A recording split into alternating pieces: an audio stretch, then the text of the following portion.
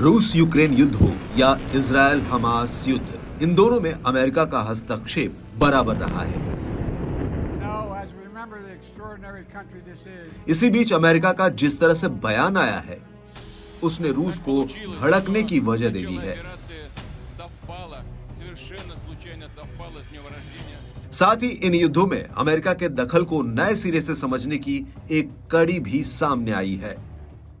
ये सवाल उठने लगे हैं कि अमेरिका सिद्धांतों और लोकतंत्र को ध्यान में रखकर यूक्रेन और इजरायल का साथ दे रहा है या खुद को ध्यान में रखकर। दरअसल हाल ही में अमेरिकी राष्ट्रपति ने यूक्रेन और इजरायल की मदद के लिए बड़े पैमाने पर फंडिंग वाली बात पर कहा कि ये वैश्विक नेता के रूप में संयुक्त राज्य अमेरिका के भविष्य के लिए एक स्मार्ट निवेश है, जो कई पीढ़ियों तक अमेरिकी सुरक्षा के लिए फायदा देने वाला होगा। इस बयान के बाद ही रूसी विदेश मंत्रालय की तरफ से तीखी प्रतिक्रिया आई है। उनकी प्रवक्ता मारिया ज़खारोवा ने कहा कि वे इसे स्वतंत्रता और लोकतंत्र के लिए लड़ाई कहते थे। अब इस बयान से पता चला है कि ये केवल एक फायदे नुकसान का गणित है। यह हमेशा से ऐसा ही रहा है।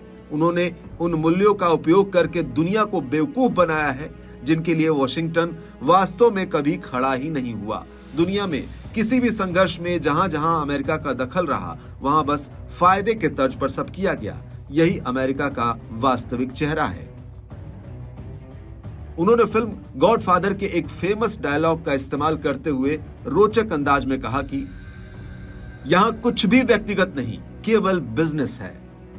वैसे बाइडेन ने केवल इतना ही नहीं कहा, बल्कि और भी बातें कही थी। अमेरिका के राष्ट्रपति के औपचारिक कार्यस्थल ओवल कार्यालय से देश के नाम संबोधन के दौरान दोनों देशों को दी जा रही अमेरिकी मदद को जायज ठहराया था।